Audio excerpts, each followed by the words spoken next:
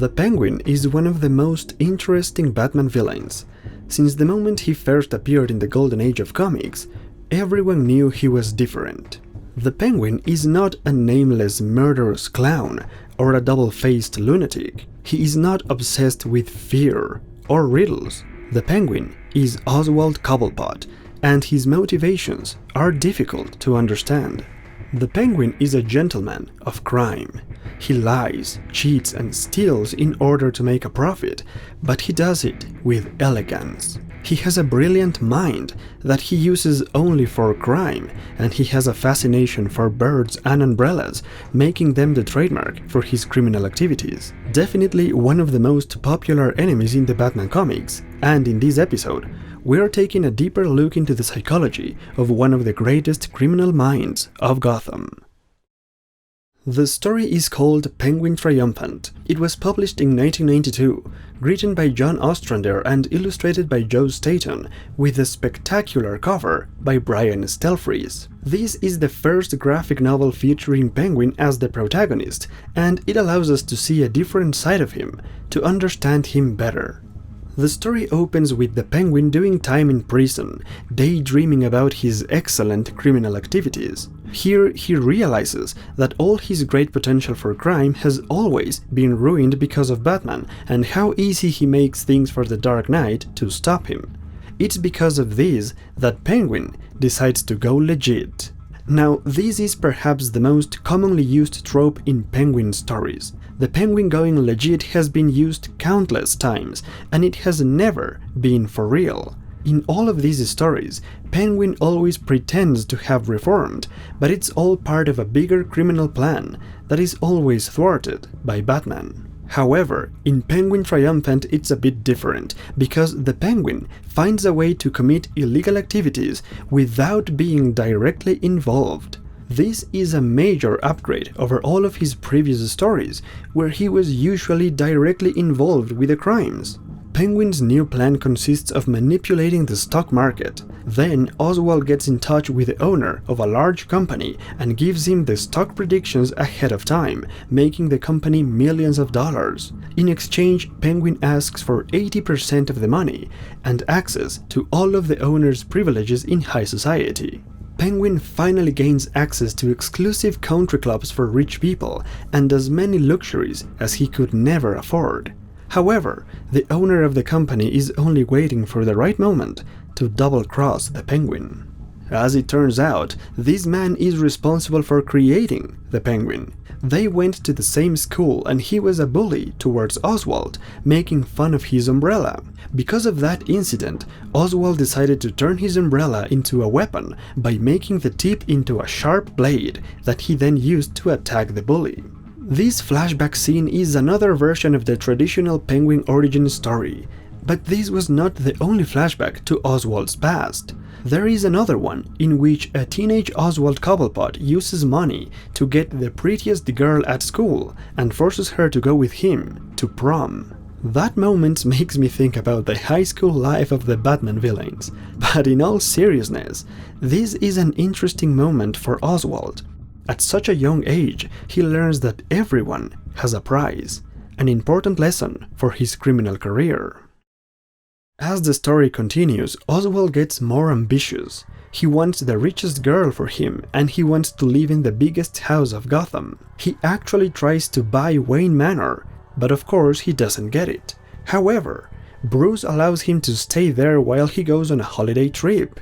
Of course, Bruce is going nowhere. He is only suspicious of the Penguin, and he wants to keep a close eye by allowing him to stay a couple of weeks in Wayne Manor. He leaves Alfred in charge while he goes down to the Batcave, where he and Tim Drake investigate the Penguin's recent activities. This moment is quite interesting, as this indicates that the story takes place sometime during the main Batman comics, where Tim Drake is already Robin.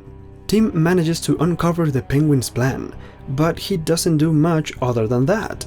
The heroic moments are focused on Batman and how he is constantly suspicious of the Penguin, even though there is no evidence against him. Batman knows Oswald is up to no good, because he knows that going legit is not the same as going straight. The characterization of Batman in the story is straightforward and regular. His Bruce Wayne playboy image is a good contrast to his Dark Knight. This Batman shows us that he doesn't need to be brutal or violent. That is just the image of him that he wants the criminals to always keep in mind, even though he is nothing like that. And that's what I like about Batman, that his violence is mostly reputation, not fact. The climax of the story happens inside Wayne Manor, when Penguin finally realizes that he misses something, and this gives us the best explanation as to why the Penguin does what he does. In the end, he finds himself missing the excitement, the adrenaline, the thrill of letting everyone know who is the mastermind behind the crimes and try to avoid being captured. What motivates the Penguin, what he really wants, is to show off his superior skills by getting away with crimes, even if that means exposing himself and running the risk of being captured. And although Penguin is arrested and taken back to prison, he continues his daydreams and fantasies, and these are also the most important moments of the story, as we get the full picture of what Penguin really wants to be.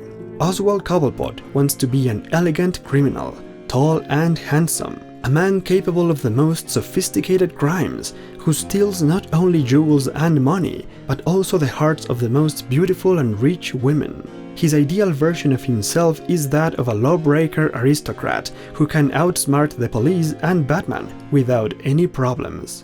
That is his ultimate dream, and that helps us understand why the Penguin will never stop trying to become the perfect gentleman of crime.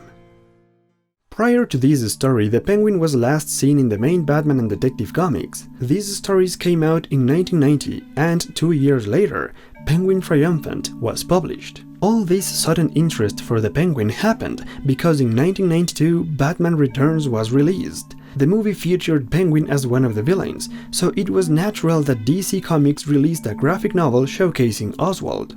Although Penguin Triumphant was the perfect Penguin story for 1992, many elements of this characterization have become outdated, especially since the Penguin from the movie took the character to a darker and more serious place, and the comics eventually adopted this version. In any case, Penguin Triumphant is a fun story, a bit campy, but quite an interesting look to one of the most important enemies of the Bat. Now, Penguin was not the only villain of Batman Returns. Catwoman was also featured in that movie, and of course, DC also published a graphic novel featuring our favorite cat lady.